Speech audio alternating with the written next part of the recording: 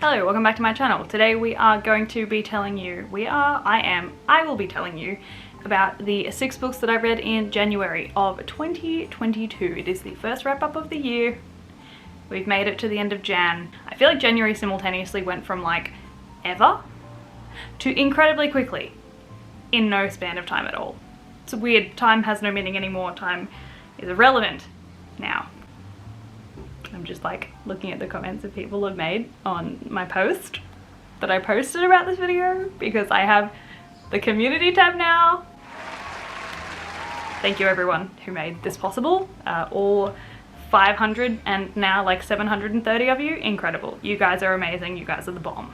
Okay, I'm just gonna jump into it. So, the first book I read in January was The 7 Husbands of Evelyn Hugo by Taylor Jenkins Reid. The 7 Husbands of Evelyn Hugo is a fiction novel following our main character, Evelyn Hugo, who is telling her life story from basically the 50s up until relatively present day. It follows her, as stated by the title, 7 husbands and how those relationships panned out, why they existed, and she is telling her story to a reporter who she has hand chosen for a very mysterious reason. As with all Taylor Jenkins Reid books, she has this incredible storytelling writing style that really keeps you engaged throughout the book. Everyone says that this one is their favorite. I didn't love it as much as I have liked the other ones, unpopular opinion. I still very much enjoyed it, but yeah, I just wasn't like as into it as the other ones, and I think it's also because I read it rather than listened to it, so that's a pretty distinct difference. I read this on ebook as well. I didn't mention that before. I read this book via ebook, even though I already own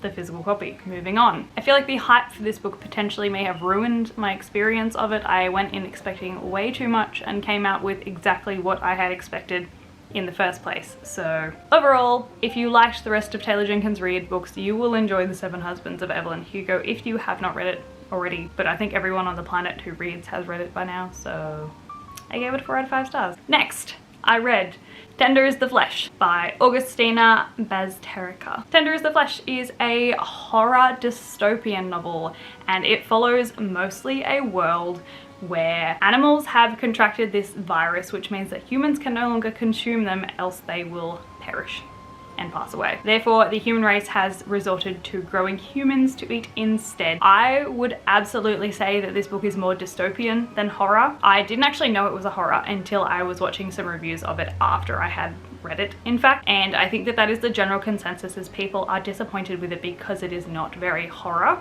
It is very gruesome, it is very graphic. If you do not like those things, do not read this book. But it is also confronting and eye-opening, and it really draws a lot of parallels to our current like meat industry and the way that we process and produce meat in our society. I really enjoyed how this book was written. It is not a story-based book, it is not a plot-based book, it is not even a character-based book. It is simply exploring a world where humans are consumed, where cannibalism is widely accepted.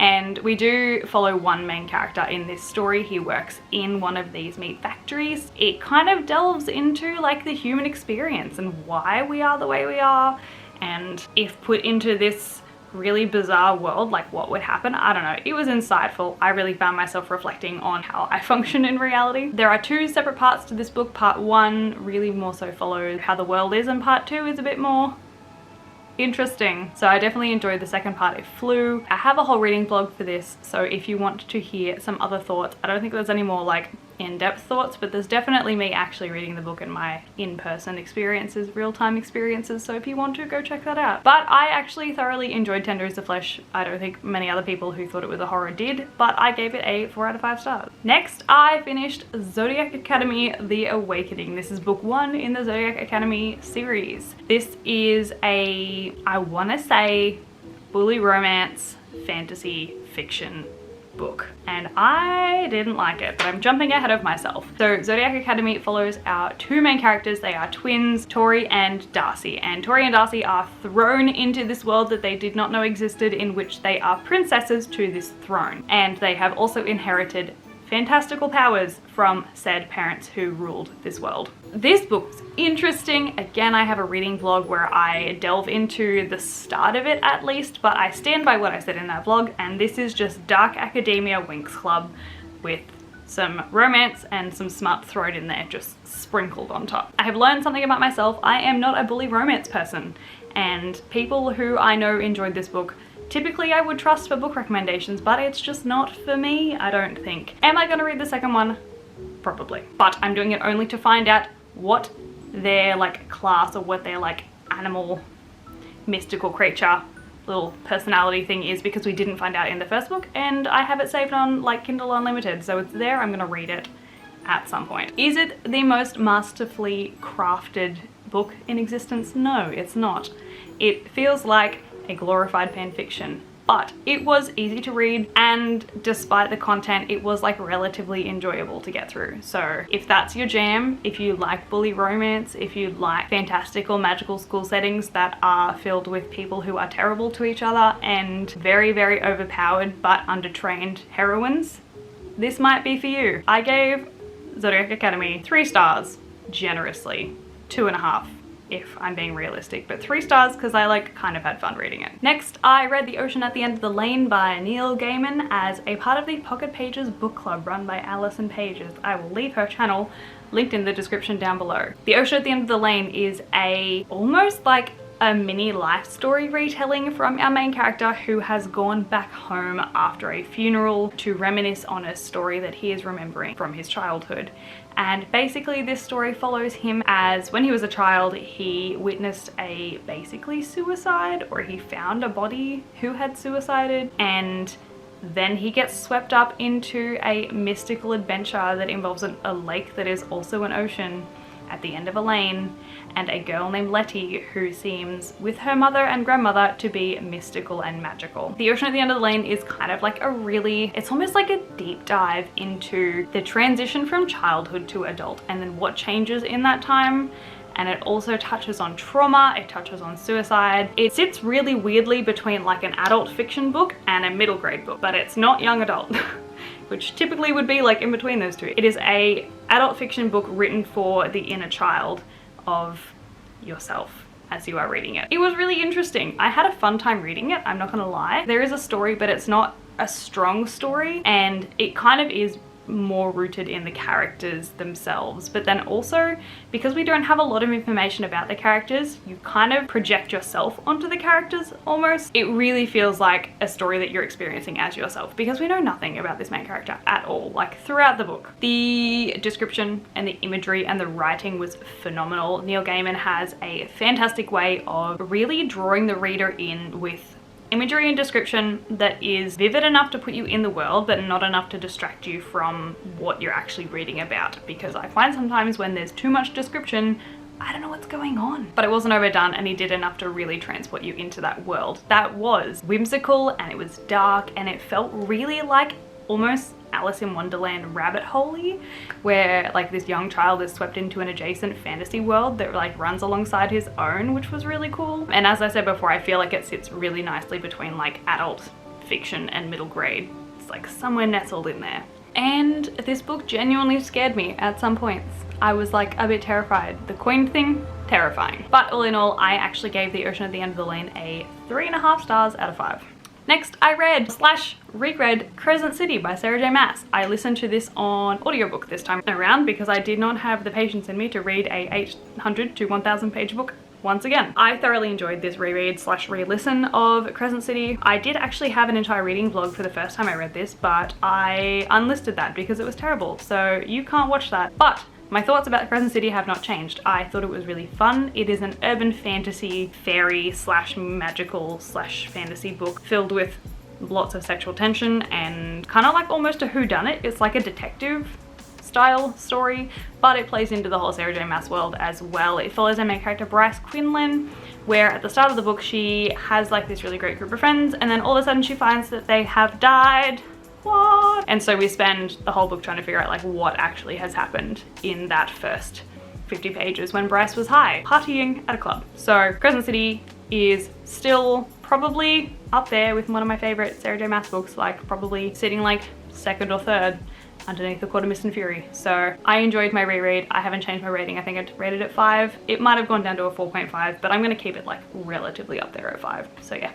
Crescent City, Sarah J Maas. Finally, I read, spoiler alert, by Olivia Dade. It's Spoiler Alert is an adult fiction romance book. Spoiler alert, follows our main character April. She is a plus-size woman with flowing gorgeous red hair, and she cosplays as one of her main hobbies for her favorite TV show, Gods of the Gate, I think it's called. And her hobby is also primarily to write fan fiction about this series. She has a server where she talks to all of her friends who also write these fan fictions, and they all read each other's fan fictions. And she has one friend on this server, and his name is Born, or like Buccaneers would never. They share fan fictions like between each other, they proofread for each other, and we find out very early on, like the second chapter, that Born is actually the main actor for that character on the TV series, and he has to keep this identity really secret. April at the start of this book decides to abandon all of her misconceptions about herself and her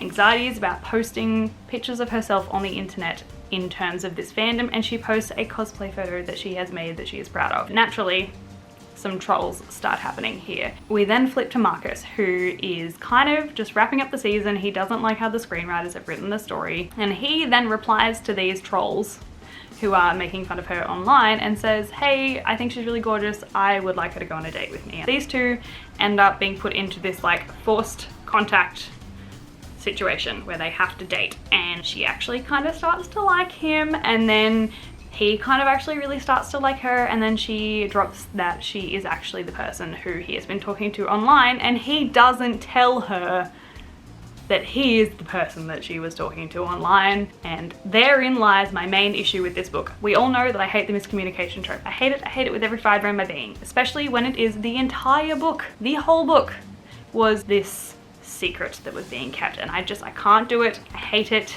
I understand why he did it, but also like, nah. I couldn't do it. It was not my fave. Overall, I think this book could have been cut in half and still delivered the same message. It was far too long.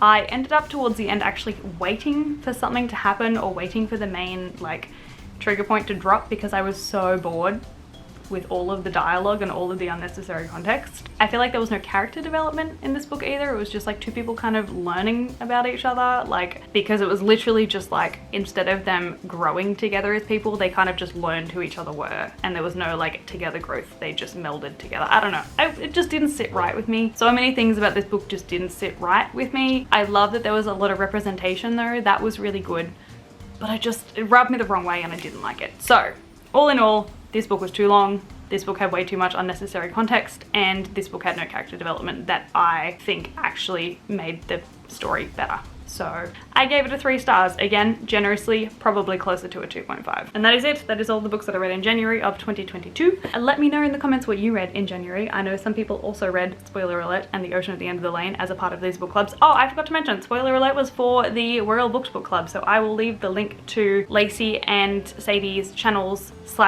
Instagram in the description box down below. They are the two that run it. Every month we have a live stream where we discuss the book that we talk about. So I will leave all of the links for all of those things in the description down below. But thank you so much for watching. I hope you enjoyed. I hope you're having a fantastic day, and I will see you guys in the next video.